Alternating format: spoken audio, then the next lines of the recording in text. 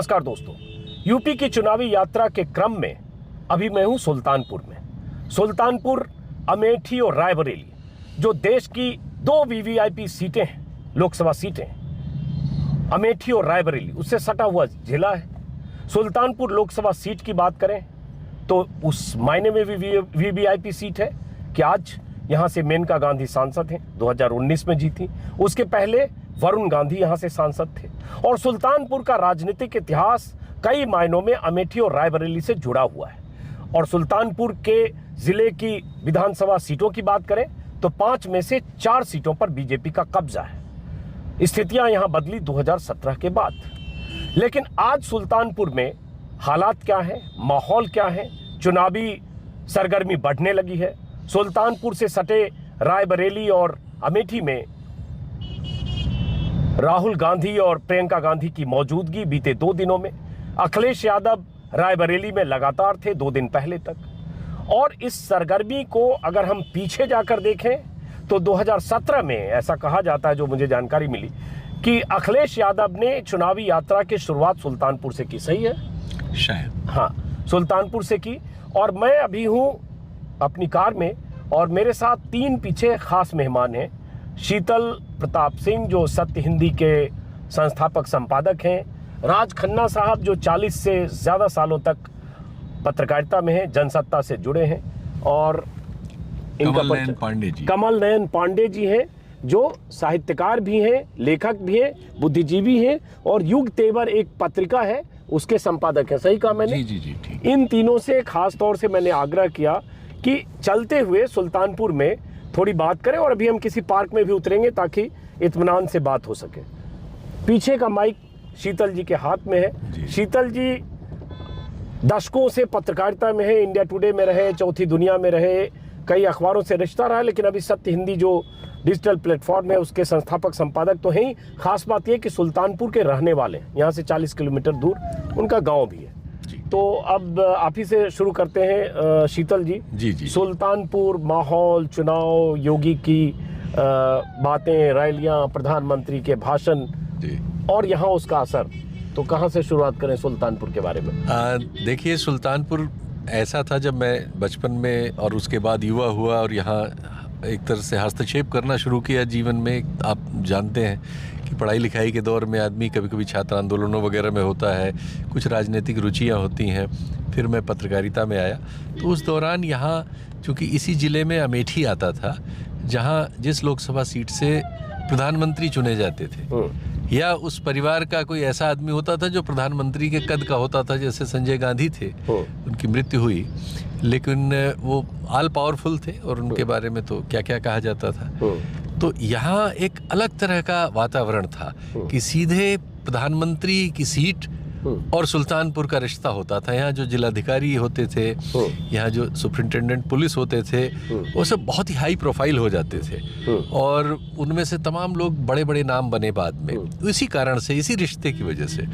तो एक आप कह सकते हैं कि सुल्तानपुरियों को एक अलग तरह का राजनीतिक वातावरण यहाँ मिला था। कांग्रेस का ज़माना होता था, उस ज़माने में बहुत बड़े बड़े यहाँ कद्दावर लोग निकले और बहुत से बौने लोग भी निकले, जैसा दोनों तरह का प्रोडक्शन होता ही है। तो सुल्तानपुर इस वजह से चर्चा में रहा, और लखनऊ से कोई ख़ास दूरी नहीं है, 130-135 किलोमीटर उत्तर प्रदेश की राजधानी से दूरी है। लेकिन अब चीज़ें बहुत बदल गईं उसके बाद से, 89 के बाद से, जब धारा बदली इस देश की 1989 से, और साझा सरकारें आने लगीं। अब ये मोदी जी की सरकार से पहले ज़्यादातर सभी साझा सरकारें रहीं, किसी एक का बहुमत नहीं होता था, तो भूमिका भी बदल गई। फिर सुल्तानपुर का बंटवारा हुआ, अमेठी अलग जिला बन गया, सुल्तानपुर है अब। लेकिन एक अजब रिश्ता है दोनों में कि उनका जिला मुख्यालय तो गौरीगंज वगैरह में कहीं बनाया है, लेकिन सारी आदतें उनकी सुल्तानपुर बस अड्डे पे, एक यहाँ राजनीतिक स्थल, छोटा सा शहर है तो अजीब सा, बस अड्डे पे ही सारी वो चीज़ होती। अभी भी उनका वहाँ से मिलने वाले जितने राजनीतिक पुराने लोग हैं वो बस अड्डे को याद करते हैं, सुल्तानपुर को याद करते हैं। आप बताइए। आप जरा राज खन्ना साहब से भी कि हम अभी ये सड़क कौन सी है जहाँ से हम गुजर रहे हैं? ये मुख्य सड़क है जो लखनऊ के लिए जाती थी पहले। अब तो बाहर से रास्ते बन गए हैं, लेकिन अभी भी बहुत सारा ट्रैफिक यहीं से जाता है, जो सुल्तानपुर के बस अड्डे को। हॉस्पिटल रोड या सब्जी मंडी रोड? अच्छा। तो राज खन्ना साहब थोड़ा सुल्तानपुर के बारे में भी बताइए, जैसे उन्होंने सुल्तानपुरिया शब्द इस्तेमाल किया। सुल्तानपुर हम का लोग कानपुरिया सुनते हैं, हाँ। अब ये सुल्तानपुरिया क्या है? सुल्तानपुरिया का एक महत्व और भी है कि अमेठी भले सुल्तानपुर का हिस्सा रहा हो, लेकिन सुल्तानपुर राजीव गांधी के जीवन काल में उनके प्रधानमंत्री रहते हुए भी अलग राह पकड़ लेता था। और 1989 में राजीव गांधी जी वहाँ से जीते थे खुद लोकसभा का चुनाव, लेकिन 84 के बाद 2009 तक कांग्रेस को सुल्तानपुर में जीत के लिए इंतजार करना पड़ा था, जब 25 वर्षों के अंतराल पर यहाँ से डॉक्टर संजय सिंह कांग्रेस के टिकट पर जीते थे। अमेठी में गांधी परिवार की मौजूदगी के बावजूद सुल्तानपुर पर वो असर नहीं डाल पाए हैं, और यहाँ तक कि 2014 में तो राहुल गांधी जीते ही थे अमेठी से। 2013 में औपचारिक रूप से अमेठी अलग हुआ है जब हाई कोर्ट के आदेश के बाद सुल्तानपुर से, लेकिन सुल्तानपुर की 5 विधानसभा सीटों में कांग्रेस किसी भी सीट पर मुख्य लड़ाई में नहीं थी और उसके प्रत्याशियों की जमानत जब्त हुई थी। सुल्तानपुर का एक महत्व और है कि वो अमेठी रायबरेली का ही नहीं, अयोध्या का भी नजदीकी चुनाव क्षेत्र है। हाँ, यहाँ से 60 किलोमीटर अयोध्या। हाँ, अयोध्या और प्रयाग के बीच में सुल्तानपुर स्थित है। सुल्तानपुर के में महत्वपूर्ण नेता हुए हैं, और उसमें मैं आपको बताऊं कि सुल्तानपुर ने पंडित जवाहरलाल नेहरू के जीवन काल में यहाँ पर बाहरी और स्थानीय के नाम पर चुनाव हुआ। 1961 में कांग्रेस के उम्मीदवार केसी पंत थे और बाबू गणपत सहाय ने निर्दलीय उम्मीदवार के रूप में उनको पराजित किया था। सुल्तानपुर के प्रभावशाली नेताओं में पंडित श्रीपत मिश्रा रहे जो उत्तर प्रदेश के मुख्यमंत्री हुए। श्री केदारनाथ सिंह थे, स्वर्गीय केदारनाथ सिंह जी, जो केंद्र में मंत्री हुए हैं। तो सुल्तानपुर का अपना एक अलग महत्व है। ये अलग बात है कि एक लंबे अरसे से वो चाहे बसपा रही हो, चाहे सपा रही हो, भाजपा रही हो, अधिकतम सीटों पर सुल्तानपुर में विजय पाने के बाद भी उपेक्षित करती रही है। यही स्थिति सपा के कार्यकाल में थी। उन्होंने सुल्तानपुर की सारी सीटों पर जीतने के बाद भी किसी को कोई महत्व नहीं प्रदान किया, किसी विधायक को मंत्री नहीं बनाया। भारतीय जनता पार्टी है, इस बार 5 में 4 सीटें उसके पास हैं, लेकिन उसके बावजूद कोई महत्व नहीं उन्होंने प्रदान किया है। तो सुल्तानपुर कई मामलों में उपेक्षित भी रहा और वो अमेठी की कीमत पर उपेक्षित होता रहा है। जब तक अमेठी सुल्तानपुर का अंग रहा तो उसका विकास का सारा फोकस जो था सरकार का वो अमेठी पर केंद्रित होता था। अब सुल्तानपुर पृथक है। अब सुल्तानपुर में भारतीय जनता पार्टी की सरकार ने अपने समय में खास तौर से मेनका गांधी के यहाँ सांसद बनने के बाद कुछ काम हुए हैं और उसके बारे में उनका दावा है। और जब इस बार वो विधानसभा का चुनाव 2021 का लड़ने चल रहे हैं तो अपने उन विकास कार्यों पर भी वो काफ़ी जोर दे रहे हैं। अब एक सवाल, आज के चुनाव पर एक अच्छा लगा कि राज खन्ना जी आप तो एकदम इंसाइक्लोपीडिया है, सब कुछ हर चुनाव का आपको पता है, तो एक दर्शकों को ये भी जानकारी मिली। अब बात आती है आज के दौर में, अगर हम बात करें, चूंकि चुनाव 2-2.5 महीने बाद चुनाव है, अभी क्या लग रहा है? जिस सुल्तानपुर में 5 में से 4 सीटों पर बीजेपी का कब्जा है, शहर सुल्तानपुर की सीट पर भी कब्जा है, इस बार क्या मुद्दा है, क्या माहौल? देखिए, अभी प्रत्याशियों का जब तक पार्टी अपने घोषित नहीं करती हैं तब तक मैं समझता हूं कि इस विषय में कम से कम मैं कुछ बोलने की स्थिति में अपने को नहीं पाता हूं। लेकिन जो चुनावी माहौल है, उस चुनावी माहौल में भारतीय जनता पार्टी को मुख्य चुनौती सपा से मिल रही है। और अभी कुछ दिन पहले यहाँ प्रधानमंत्री जी आए थे पूर्वांचल एक्सप्रेसवे के उद्घाटन कार्यक्रम में, और उसके अगले ही दिन अखिलेश यादव का कार्यक्रम था।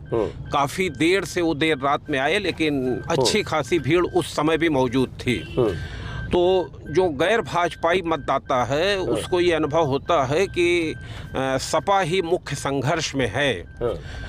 एक चीज़ जो सरकार है वो चाहे केंद्र की हो चाहे प्रांत की हो, दोनों भाजपा की सरकारें हैं। स्वाभाविक रूप से जो जन आकांक्षाएं नहीं पूरी हुई, जो महंगाई के मुद्दे हुए हैं या जन समस्याएं हैं उनको लेकर के, या विधायकों से उनकी शिकायतें हैं, वो सब सरकार के विरोध में स्वाभाविक रूप से हैं। लोगों की नाराज़गी भी है। पर एक काम ये बहुत विपक्ष जो उसे ईंधन मुहैया करा रहा है भाजपा के बारे में रहा है कि वो भावनात्मक मुद्दों पर चुनाव लड़ती है।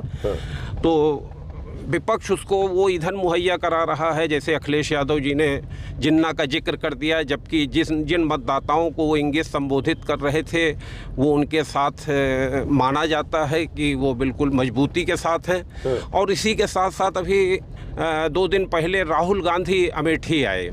अमेठी में निश्चित रूप से उनके लिए भारी भीड़ उमड़ी, लेकिन राहुल गांधी जो बार बार हिंदू और हिंदुत्व की चर्चा कर रहे हैं, तो कुल मिलाकर विपक्ष जो है भाजपा की पिच पर चुनाव लड़ रहा है। भाजपा जो चाहती है वो विपक्ष खुद उसको उपलब्ध करा दे रहा है। और कांग्रेस को तो इस बात का खूब अनुभव है कि जब भी उसने हिंदू या हिंदुत्व की बात की है, चाहे ताला खोला हो, चाहे उसके समय में अयोध्या का ध्वंस हुआ हो, उस लड़ाई में वो भाजपा को पार नहीं पाती है। लेकिन उसके बावजूद जब ये लगातार हिंदू हिंदुत्व की चर्चा होगी चुनाव में, तो उसका अंततोगत्वा लाभ भाजपा को प्राप्त होगा और ध्रुवीकरण उसके पक्ष में जाएगा।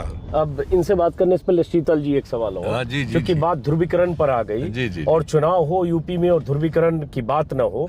अब जैसे ठीक है, जिन्ना का जिक्र अखिलेश ने जिन संदर्भों के साथ किया, उसके बाद जिन्ना गन्ना इतना होने लगा कि जेपी नड्डा भी जिन्ना का जिक्र करते हैं कि हम गन्ना की बात करते हैं, जिन्ना की बात करते हैं, और तो और इंटरनेशनल एयरपोर्ट के उद्घाटन में योगी जिन्ना का जिक्र करते हैं। लेकिन अब जिस ढंग से यूपी में जो कोशिशें हो रही है, क्या लगता है उसका असर यहाँ भी उस तरह से ध्रुवीकरण का असर दिख रहा है, या सिर्फ विकास मुद्दा है? तो जैसे इन्होंने कहा कुछ काम हुआ वो है।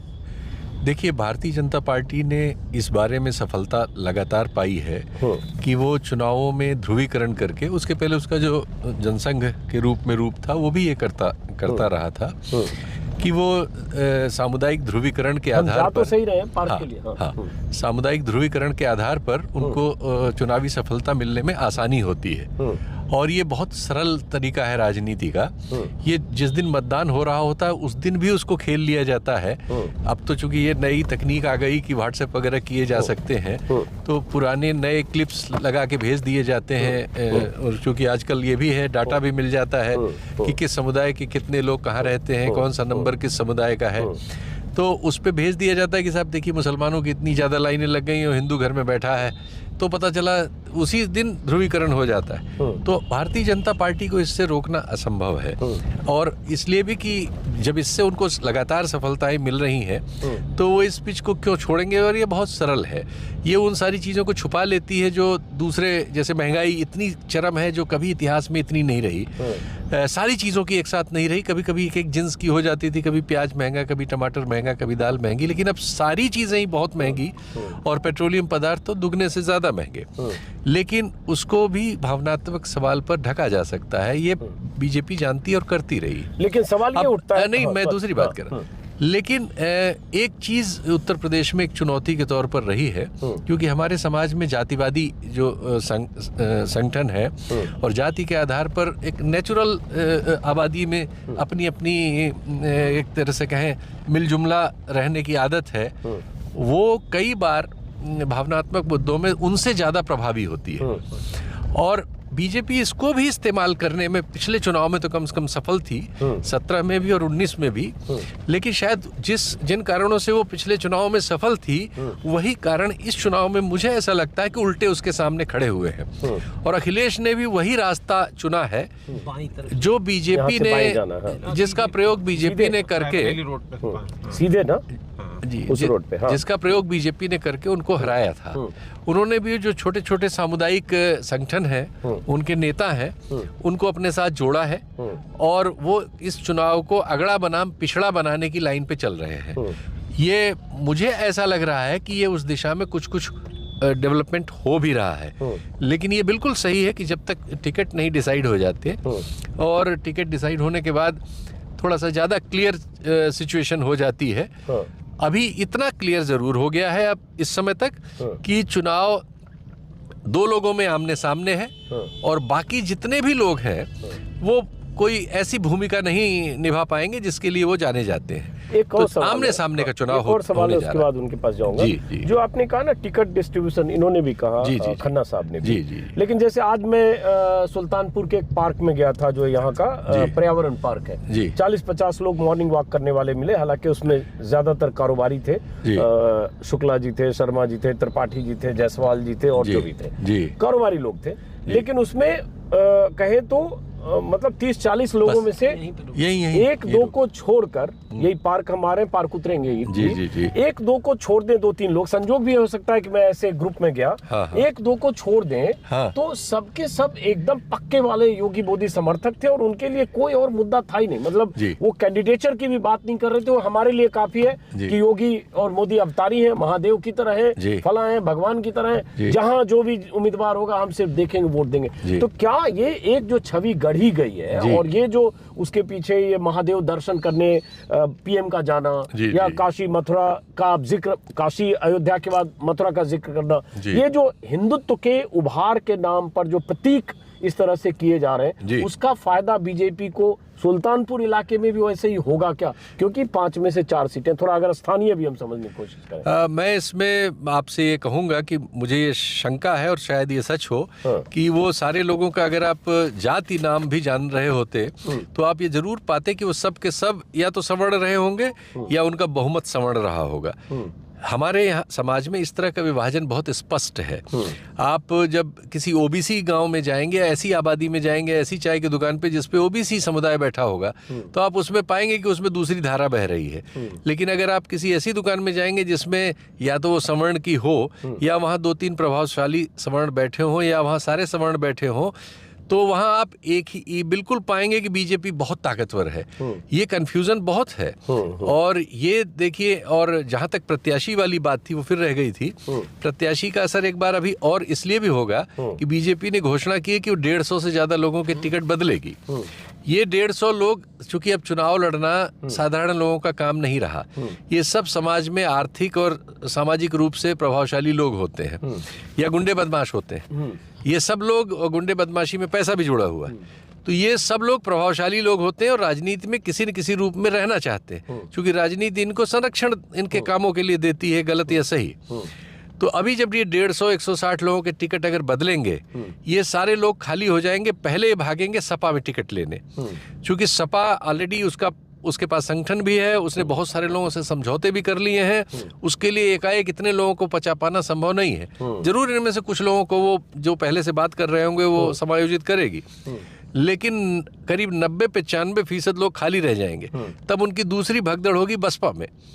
बसपा आज जो बहुत कमजोर नजर आ रही है, एकाएक उसको 125-130 प्रत्याशी मिल जाएंगे जो रुपया पैसा भी खर्च कर सकेंगे, जिनकी सामाजिक हैसियत भी होगी, और जो अपनी जाति का कुछ वोट ला सकेंगे। जैसे सुल्तानपुर में ही हुआ कि एक परिवार है, एक यहाँ एमएलए थे, उनकी हत्या हो गई थी, उनके 2 बेटे हैं, और उनके ऊपर ये सब कहा जाता है कि वो मुसलमान भी हैं। अभी हाल में उनमें से एक को बसपा ने अपना एक विधानसभा का प्रत्याशी बना दिया, और एकाएक उस सीट पर वो लड़ाई में बसपा आ गई, वरना यहाँ बात सिर्फ सपा भाजपा की हो रही थी। तो अभी ये भी डेवलपमेंट होगा, तो इसलिए हमने कहा चलिए अब जरा हम लोग बाहर निकलते हैं और पांडे जी से भी बाहर बात करेंगे। मेरे हाथ में सेल्फी स्टिक है। अब चूंकि हम पहुंच चुके हैं, एक पार्क है, पार्क का नाम है राजकीय अलंकारिक उद्यान, और अब मैं गाड़ी से बाहर आ चुका हूँ। कैमरामैन को बुलाऊंगा, सहयोगी आए, और अब वो कैमरा थामेंगे, और उसके बाद जरा बाकी जो हमारे साथ हैं, पांडे जी साहित्यकार भी हैं, बुद्धिजीवी हैं, उनसे भी बात करेंगे। इस पार्क में दाखिल होते हैं। जरा करण, आप फास्ट होकर आइए और इसी स्टिक को पकड़िए, और ये माइक मेरे हाथ में होगा, और अब आप कैमरा आप करेंगे और जरा बात करेंगे आपसे। चलिए चलिए आइए।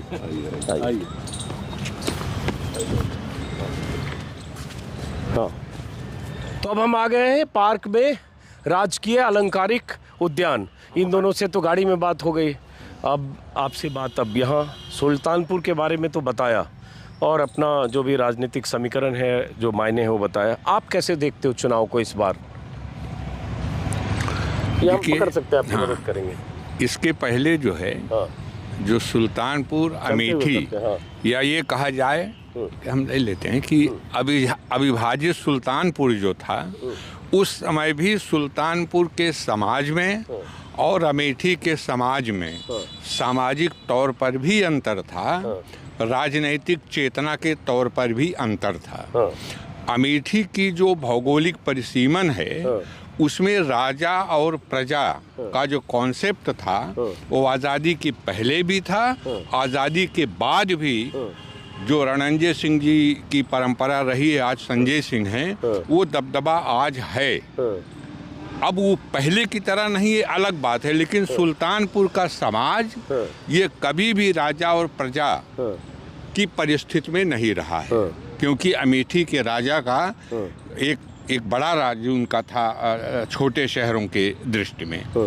दूसरी चीज है कि आज़ादी के बाद ही एक उधारी राजनीति की शुरुआत अमेठी में हुई, तो ये लोकतांत्रिक दृष्टि से हम इसको बहुत अच्छा नहीं मानते।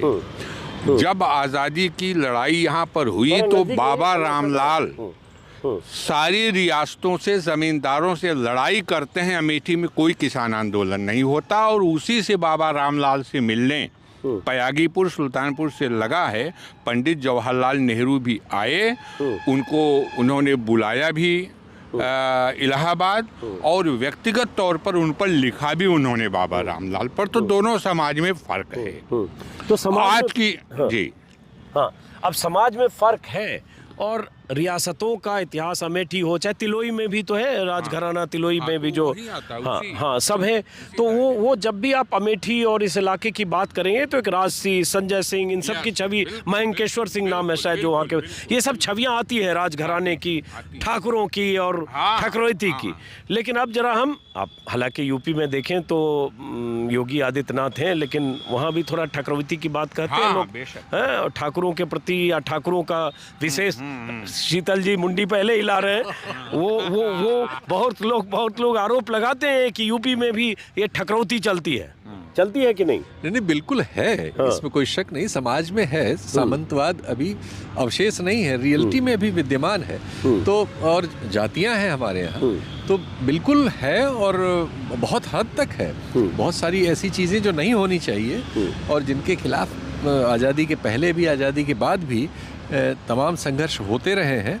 संघर्ष भी हैं, परिस्थितियां भी हैं, और जाति भी है, और ये सब चीज़ें बिल्कुल हैं जो आप आरोप के तौर पे कह रहे हैं, वो सच है। इसमें एक चीज़ मैं जोड़ना चाहता हूँ कि जब सांप्रदायिक उन्माद और जातीय उत्तेजना का द्वंद्व होता है तो राष्ट्रीय स्तर पर अगर सांप्रदायिक उन्माद नहीं है, जो आप लोग अभी तक जिक्र करते रहे, अब वो उन्माद नहीं है जो 19 तक बरकरार था। ऐसे में मैं सुल्तानपुर का उदाहरण दूंगा 2004 का। यहाँ पर सीधे सपा के उम्मीदवार शैलेंद्र प्रताप सिंह, जो आज की तारीख में भी एमएलसी हैं सपा से, वो सपा से थे, बसपा से ताहिर खान थे, और कांग्रेस से कैप्टन सतीश शर्मा थे। चुनाव के 2 दिन पहले तक शैलेंद्र प्रताप सिंह चुनाव जीत रहे थे और कैप्टन सतीश शर्मा लगभग चुनाव से बाहर हो गए थे। 2 दिन के अंदर सुल्तानपुर के ब्राह्मणों ने जातीय उत्तेजना के तौर पर शैलेंद्र प्रताप सिंह को पराजित करने के लिए ब्राह्मणों का 90% वोट ये ताहिर खान को चला गया, और बसपा से वो सांसद हो गए। तो अगर आज इस रूप में देखिएगा जो आप लोग कैंडिडेट की बात कर रहे हैं, तो यहाँ सांप्रदायिक उत्तेजना अब उतनी नहीं है। आप ये तो जो आप पार्क में गए थे, पर्यावरण पार्क में, वो मैं व्यक्तिगत जानता हूँ, वो सारे के सारे लोग उसी मानस के हैं जो बात आपसे कर रहे थे। लेकिन जब आप गांव में गए हैं, जो मैंने आपको सुना है, भोगा हुआ यथार्थ 14 से 19 तक अब उबा चुका है। फसलें नहीं हैं, जिनके पास 2 एकड़ ज़मीन है, सारी की सारी फसल गायब हो गई है। वो एक खामोश मतदाता है। इसलिए जो मेरा आकलन है, कैंडिडेट पर एकाध में फ़र्क आएगा, वोट परसेंटेज में फ़र्क आएगा, लेकिन मेरा जो अध्ययन सुल्तानपुर जनपद का है, 5 सीट में भारतीय जनता पार्टी अधिकतम 2 पे जाएगी। लेकिन फिर अब एक हिस्सा तो वो था इस बातचीत का जिसमें तीनों वरिष्ठ हैं, मुझसे सब सीनियर हैं, साहित्यिक प्रवृत्ति के हैं, इंटेलेक्चुअल हैं। शीतल जी 4 दशकों से पत्रकारिता में हैं, सत्य हिंदी के संस्थापक हैं। राज खन्ना साहब सबसे सीनियर हैं, 5 दशकों से हैं और जनसत्ता से जुड़े हैं। और इस शहर की राजनीति और यूपी की राजनीति तो होगी, लेकिन इस शहर की सुल्तानपुर अमेठी रायबरेली की राजनीति और राजनीतिक इतिहास, लोकसभा चुनाव हो, विधानसभा चुनाव, थोड़ी देर के बातचीत में लगा कि एक तरह से इंसाइक्लोपीडिया है, विकिपीडिया के विकल्प हैं, उनको सब याद है। तो अब इस बातचीत के दूसरे हिस्से में सुल्तानपुर को लेकर इनका अनुमान क्या है। सुल्तानपुर की 5 सीटों को लेकर, चूंकि 5 में से 4 पर बीजेपी है, रायबरेली और अमेठी लगा हुआ है। रायबरेली की 6 सीटों में से अगर मुझे याद है 3 बीजेपी है, 2 कांग्रेस है, 1 सपा है, उसमें भी एक कांग्रेस की अदिति सिंह बीजेपी के साथ चली गई, तो 4 है। तो उन सब सीटों को लेकर क्या आकलन है, अब हम जरा इस पर बात करेंगे।